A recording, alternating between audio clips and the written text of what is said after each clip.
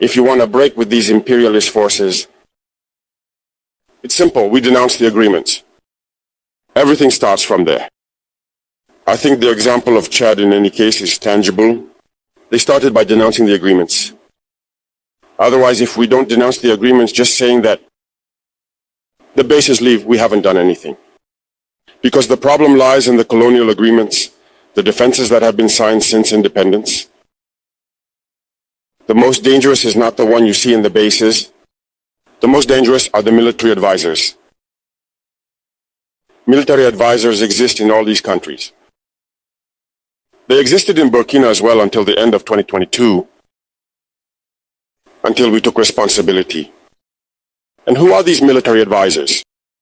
They are the ones who are supposed to implement France's policy. Here, they must work to make our armies very weak, so that France can always have the argument to exist here. Under their influence, they had succeeded. Our sentinels were therefore standing guard with sticks.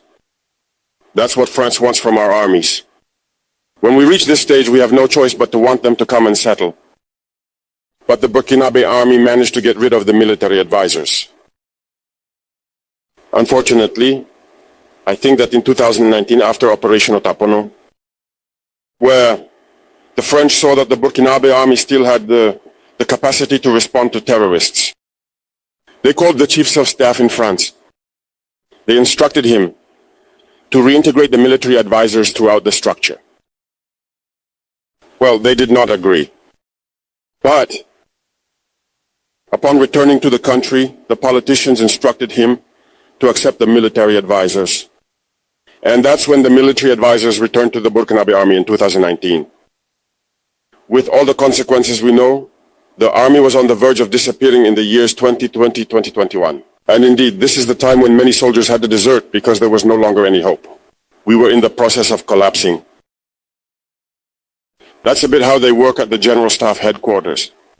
In all army headquarters, in the schools, they are the ones who are supposed to dictate the policy of our army. They are the ones who tell us when to recruit, how to recruit, and what to do with them. They are in the schools to tell us how to train them, and so on. As long as these military advisors are there, you are not independent. Your army will just have the appearance of an army that is there to perform parades, a circus.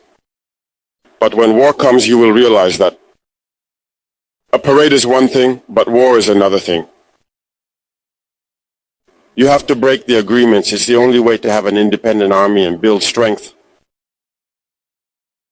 But many people do not understand this, perhaps. And even with these agreements, France selects from our states officer cadets to go and train them. It's through these same agreements. But in reality, these officers who go to train, for the most part for France, they come to serve the French state in their country. They do not come to serve our countries. They train them so that they come to serve the interests of the French state. I can provide evidence of this. When we revolted, many officers in Burkina who were trained in France were immediately contacted to tell them that it was time to take action because you were trained for this, to serve France's interests. Most of these officers reported back to us. We took note and we continued to monitor.